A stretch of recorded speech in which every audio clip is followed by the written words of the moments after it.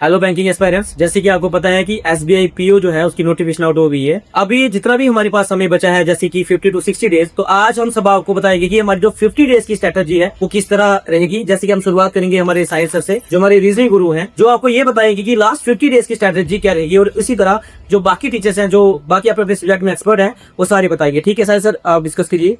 जी sir, अभी हम reasoning की 50 डेज की स्ट्रेटेजी लेके चले तो हमें अब ज्यादा से ज्यादा फोकस करना है अपनी प्रैक्टिस के ऊपर, मॉक्स के ऊपर, और ज्यादा से ज्यादा प्रैक्टिस हमें करनी है अपनी सिटिंग अरेंजमेंट और पजल्स में। आपको पता है सिटिंग अरेंजमेंट और पजल्स ही आपका 50% है आपकी रीजनिंग का। तो आपको रोज के 2 पजल्स या 2 सिटिंग अरेंजमेंट रोज के करने हैं और बाकी आपको प्रैक्टिस और मॉक्स आपको रोज लगाना है। अब हम बात करेंगे जनरल अवेयरनेस सेक्शन की, जो एसबीआई पीओ में इसका one of the main component है। इसमें करंट अफेयर्स 70 to 80% आपका मेन कवरेज में रहता है, जिसमें आप लोगों को कवर करना चाहिए लास्ट 6 मंथ्स के current affairs with multiple revision. अब अगर बात करें मैथ की, तो मैथ जो है आपका वो 30 मार्क्स का है। जैसे प्रीलिम्स की बात करें, अगर मैं बात करूं तो मैथ में सबसे ज्यादा मेन इंपॉर्टेंट आता है आपका कैलकुलस पार्ट आता है। ठीक है, जिसमें आपकी कैलकुलेशन बड़ी स्ट्रांग होनी चाहिए। और आपकी कैलकुलेशन किस तरह से स्ट्रांग होगी, आपको सबसे पहले आपकी मास्टरी होनी चाहिए वैदिक मैथ के ऊपर। तो जैसे मैं 50 दिन की स्ट्रैटेजी की बात करूं तो लगभग आपके 15 दिन जो होने चाहिए वहां पे आपकी वैदिक मैथ के ऊपर पूरी मास्टरी होनी चाहिए।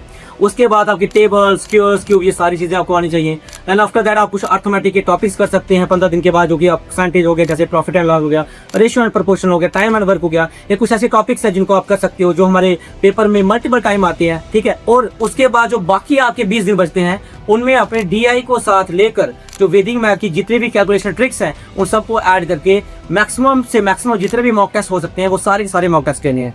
अगर हम जनरल इंग्लिश की बात करें तो एसबीआई का पैटर्न चेंज हो चुका है। आपका जो मैक्सिमम वेटेज प्री में रहने वाला है वो 40 मार्क्स का रहने वाला है, लेकिन हमें प्री तो करना है बट हमें मेंस को कंसीडर ज्यादा करना है। और उसके लिए आपको अपने अंदर रीडिंग हैबिट्स को इनकलकेट करना पड़ेगा। और अगर आपकी रीडिंग हैबिट स्ट्रांग होंगी, आप रीडिंग अच्छे से कर पा रहे हैं, तो आप बहुत सारे टॉपिक्स कवर कर पा रहे हैं। जैसे कि आप रीडिंग कॉम्प्रिहेंशंस में अच्छा स्कोर कर सकते हैं, आप रीअरेंजमेंट जिसको हम पैराजंबल बोलते हैं आप वो इजीली कवर कर पाएंगे, आप क्लोज टेस्ट इजीली कवर कर पाएंगे। और अगर हम डिस्क्रिप्टिव की बात करें तो आपकी अगर रीडिंग हैबिट्स अच्छी होंगी तो आप अच्छे से वो वाला जो सेक्शन है 30 मार्क्स का उसको भी अच्छे से अटेम्प्ट कर सकते।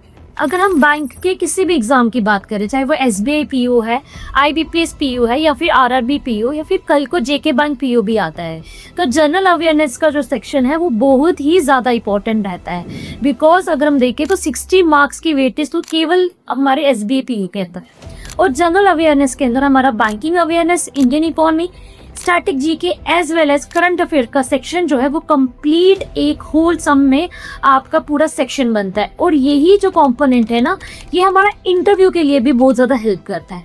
तो इसको लेकर काफ़ी कन्फ्यूजन्स बच्चों में रहती है। तो इसकी एक सिंपल सी अप्रोच रखनी है आपने। वो क्या है कि अपने इंडियन इकोनॉमिक जो है आपके उसमें जो आरबीआई है, गवर्नमेंट स्कीम्स हैं, इन्फ्लेशन है, डिमांड एंड सप्लाई है, ये जो बेसिक टॉपिक्स हैं इनके अंदर आपको बेसिक कंसेप्ट को क्लियर करना है। सेकेंडली, इन्हीं के साथ रिलेट करके आपने करंट अफेयर्स को भी देखना है, एटलीस्ट लास्ट 6 मंथ की, प्लस ऑफ गवर्नमेंट स्कीम्स और जितनी भी आरबीआई की पॉलिसीज नई इनिशिएट हो रही हैं या फिर मॉनेटरी पॉलिसी रिवाइज होती है, उसके वेट्स रिवाइज होते हैं। तो ये पूरे के पूरे जो टॉपिक्स हो रहते हैं, ये कुछ टॉपिक्स ऐसे होते हैं जिनकी वेटेज ज़्यादा रहती है। यूजली मेंस के अंदर करंट अफेयर्स और स्टैटिक जीके क्लब होके एक 60 मार्क्स की वेटेज को कवर करता है। बट इंटरव्यू सेक्शन में यही जो जनरल अवेयरनेस है, इसमें जो बैंकिंग अवेयरनेस और इंडियन इकोनॉमी वाला पोर्शन है, तो वो आपको हेल्प करता है।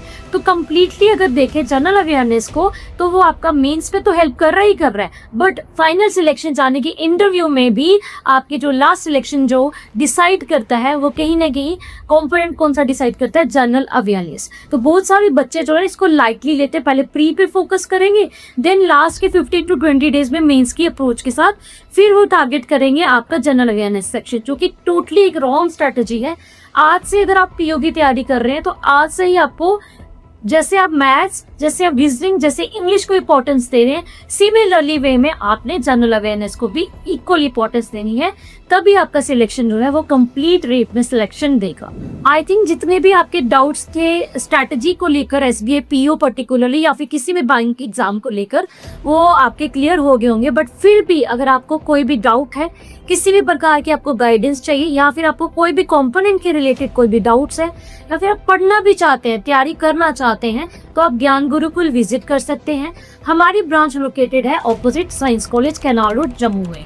और हमारे ऑलरेडी बैंक के जो 2 इस टाइम पे फ्रेश बैचेस जो हैं मॉर्निंग के स्टार्ट हो चुके हैं। एक अर्ली मॉर्निंग है, जो बच्चे वर्किंग है उनके लिए है ये टाइमिंग 7 AM to 9 AM का। और इसके अलावा हमारा सेकेंड बैच ओपन हुआ है 9 AM to 11 AM का। तो आप जरूरी नहीं कोचिंग के लिए, आप किसी भी प्रकार के डाउट्स के लिए आप हमारी कोचिंग में विजिट कर सकते हैं any time. Thank you so much. All the best.